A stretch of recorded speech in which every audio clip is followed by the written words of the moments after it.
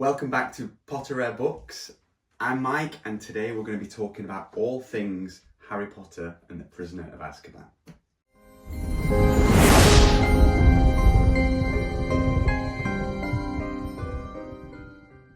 So we have some extremely rare books I want to look at today, but firstly I'm going to talk about the trade edition.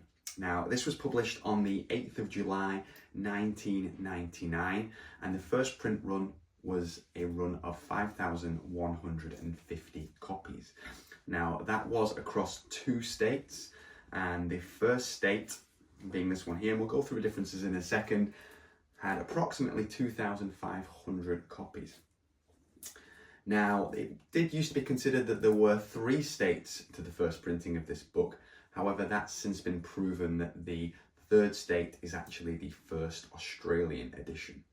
So 2 states across the 5,150 copies. Now, it was so popular that just a couple months later in September, it's well documented that Bloomsbury actually published another 101,800 copies in their print run, just because the phenomenal demand that children and young adults wanted to read this book. Now, differences between the first and second state are very subtle, but the first state is credited to Joanne Rowling instead of J.K. Rowling, and on page 7, which is the first page of chapter 1, we have a line break after the word burnt. So moving on to the super rare proof books. Now, these until recently were just estimates of print numbers. So initially, long time ago, quite a few years ago, it was thought that there were 150 copies of the purple and 150 copies of the green. That sort of changed somewhat just because of how many purple copies were in the market and how many green. There was just considered to be a lot more green. So it was sort of changed to that there were perhaps 50 purple and 250 green copies. And that stood for quite a while, quite a number of years, until January this year. A letter was found from Bloomsbury, written by RoZ De La Hoy, who worked at Bloomsbury in 1999. The letter is dated from that date and time period, and it confirms 100% that there were in fact 31 copies of the purple proof and 150 copies of the green proof.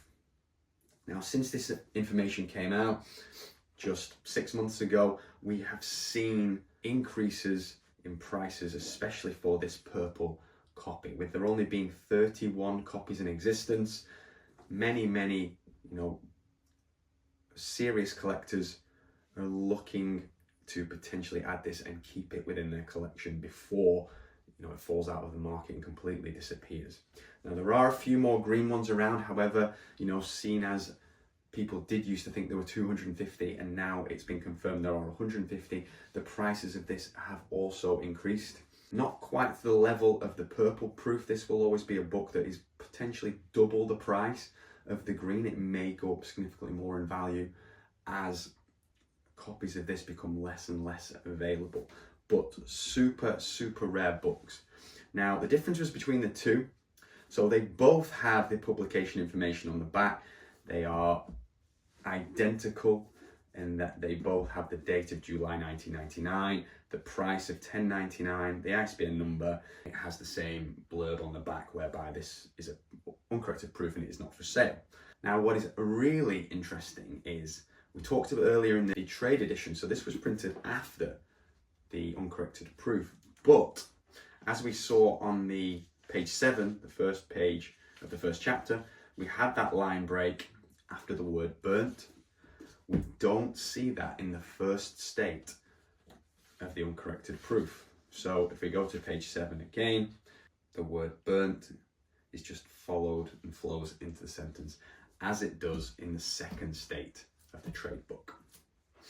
Now, other key differences are the fact that there is an extra page in the green. The first state proof, the purple one, has 315 pages. And the second state, the green one, interestingly has 316 pages. So it's a full page of information added between these two states. And what's also really interesting is that if we go to page 310 on the purple proof, we have some words missing. They are X'd out and you can't see the words, but in the green proof, which is actually page 311, all of the words are back in there. So it'd be really, really interesting to find out how much time there was between print runs of these two states of the uncorrected proof. Now, value-wise, these are, like I say, extremely valuable books. We tend to value purple proofs at around £20,000 to £25,000 and green proofs in the sort of £12,000 to £15,000 range. Depending on condition, that would be near fine to fine condition books. Other books that, you know, have a lot of writing in, maybe writing on the front, marks on the front, water damage, tears, folds to the pages, things like that would sell for much less.